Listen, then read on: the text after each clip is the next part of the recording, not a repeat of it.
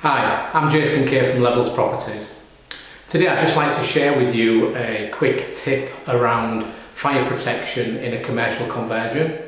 So in this particular project we're converting the uppers of a retail premises into a two-bedroom apartment.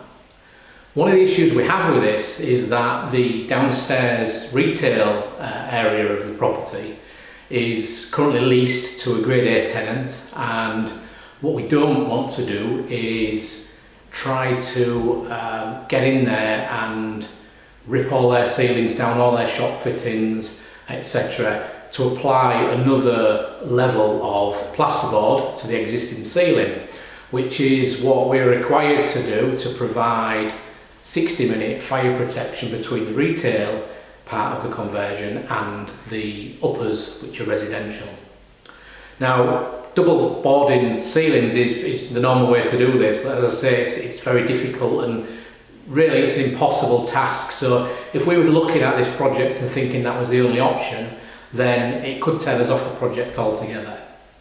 So one thing we learned when we looked at this project was that there is an alternative way to do this without even entering the premises below, and by carrying out a process from the residential area, from the upstairs. So I'm going to show you that now.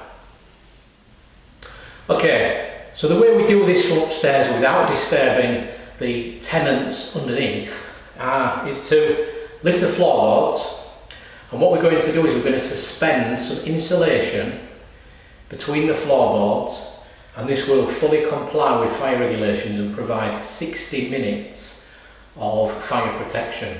Now, little disclaimer here, obviously always get this passed off by the fire department and by your building control officer to make sure that they're satisfied with this.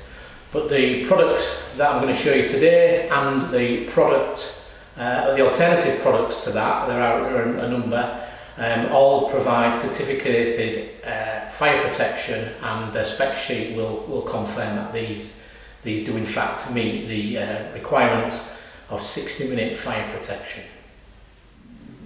Okay, so what we're going to do is, after we've lifted the floorboards and exposed the joists from above, we'll basically have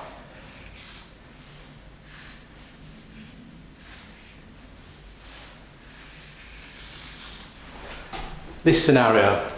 So this is the existing ceiling, which we would have overboarded from this side, and these are the two joists.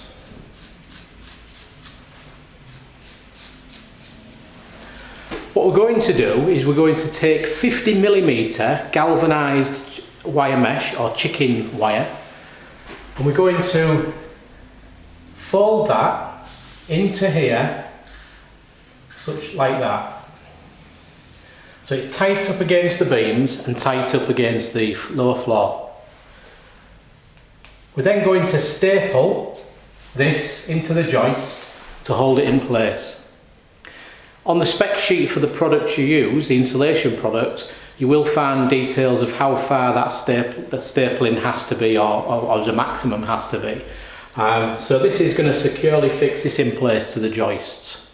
What we then do is we then place the insulation slab, which we'll cut to size, and obviously if you can imagine this is going off as such, the insulation slab will go off as well, so like that. So this is, the product I'm using is Rockwool Flexi Slab, and it's A1 non-combustible, and that's the very important part, and you need to make sure in the specs that the product you use will provide you with that 60-minute fire resistance.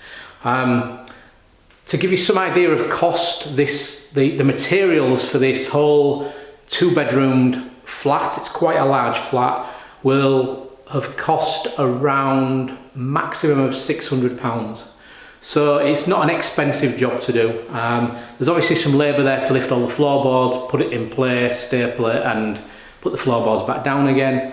But it's a far less of a hassle and probably cost than having to empty out a fully fitted retail unit and reboard, and then refit the false ceilings and lights and aircon and all that sort of stuff. So it's a much easier alternative. So this is what we're going to end up with. The insulation is suspended by the wire mesh, tight to the joists, and any fire coming up this way will be stopped because this will give us 60-minute fire protection. So just to make sure that's clear, this is basically what we're talking about. So this is Rockwool slab, it's 100mm, and you can see there the 50mm wire mesh, which I've just put in place just to show you. So this wire mesh would be stapled in, the insulation in, and then boarded back over. So there we go. This is the solution we found to the initial problem of how to fire protect a tenanted residential unit without disturbing them, and it's a very suitable solution. This has been signed off by our fire plan has been signed off by the fire brigade and also building control. So they're very happy with this solution to the problem. So hopefully that's helped you a little bit. And for those that didn't know that, you never know what you don't know. I certainly didn't know that was an option until I started looking into it when we came across this potential problem with this property that we're converting. So that's all for today's video. Hope you found it useful, and if there's anything else you'd like to know, any other issues or anything like that I might be able to help with, you know, I'm by no means an expert.